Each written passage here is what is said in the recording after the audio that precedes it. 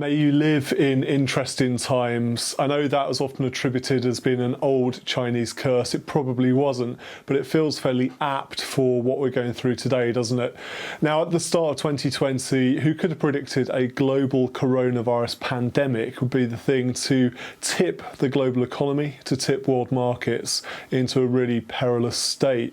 We were thinking then about the US-China trade war, we were thinking about Brexit, and of course we were also thinking about a slowing global economy. We were long overdue a recession anyway, but certainly nobody had predicted what's going on today as being the catalyst for all of this. Where there were predictions that a global coronavirus pandemic would be the downfall of society in 2020, those have been thoroughly debunked by websites like Snopes, so don't listen to any of that nonsense. So when we hear people talk about this as being a black swan event, improbable and unexpected, it probably isn't. We've had global pandemics throughout history on a fairly regular basis. One of the most recently, back in 2003, was SARS, and that infected around 8,000 people globally. It killed around 800 people. So, not really comparable now to the numbers we're seeing, but a fairly lethal, deadly worldwide virus.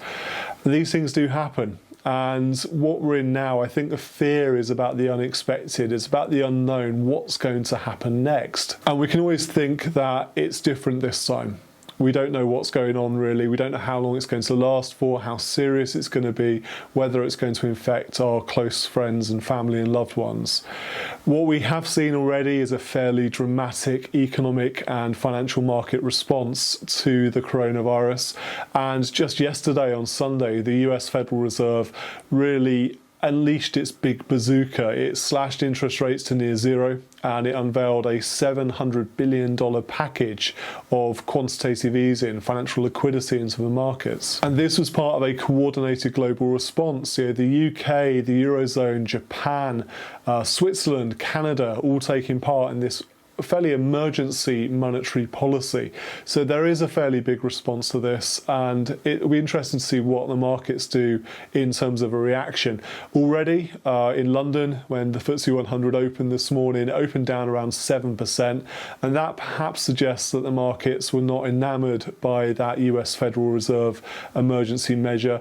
Already US futures look to be trading down when the markets in the US open later. So it may not have been enough to quell investor fears and to prevent markets from falling even further. One potential next step for governments and central banks is implementing what's called helicopter money. Now, helicopter money was a phrase coined back in 1968 by the economist Milton Friedman, and it's a fairly unconventional form of monetary policy. It hasn't really been tested before in any big way, and it involves putting money straight into the hands of people on the ground. It was coined as helicopter money because it would have involved dropping bundles of money from helicopters back in the late 60s. Today, of course, it would be wired digitally into bank accounts, or maybe given to local authorities to spend on local projects, really to get money into the system. We don't know if helicopter money is going to happen next, but when the central banks have more or less exhausted their options, when the interest rates are at zero, they could of course go negative, but that's unlikely. And also when quantitative easing is at such high levels, then the next logical step, I suppose, is helicopter money, putting money directly into the hands of people. Here in the UK, we've already seen that to some extent. In the budget last week, Chancellor Rishi Sunak announced a £3,000 cash grant for small businesses who are exempt from business rates.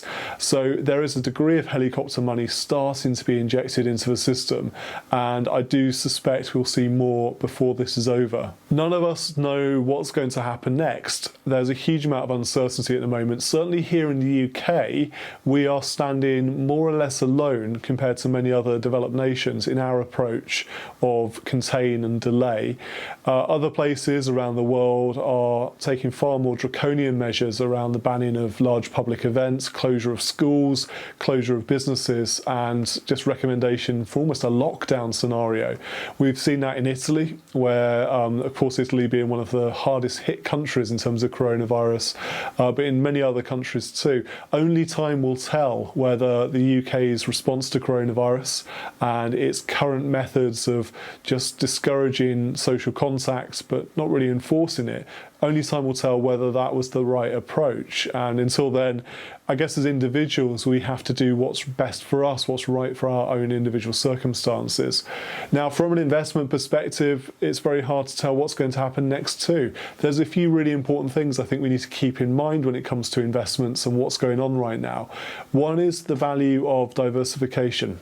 And it's scary out there at the moment. You look at some of the headlines about billions of pounds being wiped off the FTSE 100, and that of course doesn't reflect necessarily what's happening within your own investment portfolio, within your pension pot. So do remember that diversification often means that when one asset class is going down in value, in this case global equities, other asset classes tend to be non-correlated. They tend to behave in a different way. So if your portfolio consists of a number of mainstream asset classes, it consists of equities certainly, but also UK government and corporate bonds and international bonds and commercial property, and you've got a mix of different investment types within your portfolio, then the ride should be a lot smoother. It shouldn't be as scary as some of the headlines we're seeing. Also, always keep in mind that the FTSE 100 is a fairly terrible proxy for both your investment portfolio, but also for global equities more generally. It does behave in a slightly different way to other investment markets. So diversification is one thing that's really, really important to remember. The second is that investing is a long-term activity. It's not about what happens over the course of a day or a week or a month or even a year. It's about what happens over 5, 10, 15, 20 years. That's where investment returns come from, not from short-term market volatility. Now, when we look back, hopefully when we look back, the market blip we see as a result of coronavirus will be just that. It'll be a blip. It won't be a significant sustained long-term downturn. I cannot guarantee that, but history tells us, every single example from history where there's been a significant market correction tells us that markets recover and they go on to do very well after these sorts of downturns. So that's heartening, do keep that in mind. One other thing to say is there is a really important role for cash right now. We often hear the expression that cash is king, and that's quite difficult to swallow, particularly in a time when interest rates are at or near zero, when there is price inflation eroding the buying power of cash. So really keep in mind that cash and liquidity means you don't need to sell investments when they're sitting on losses.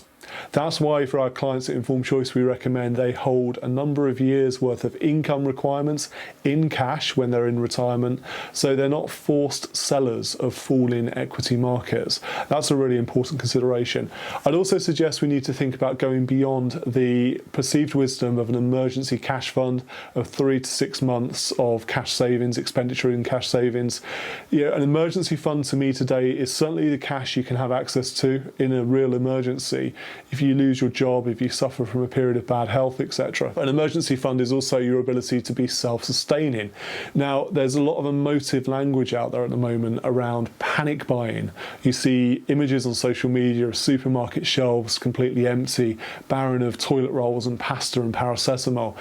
But if you switch the narrative a bit and take that emotion out of it, it's not panic buying when it's preparation, when you're making sure you and your family are well catered for, so you don't become a burden at some later stage on a fragile supermarket supply chain, on the local authority, on the national government.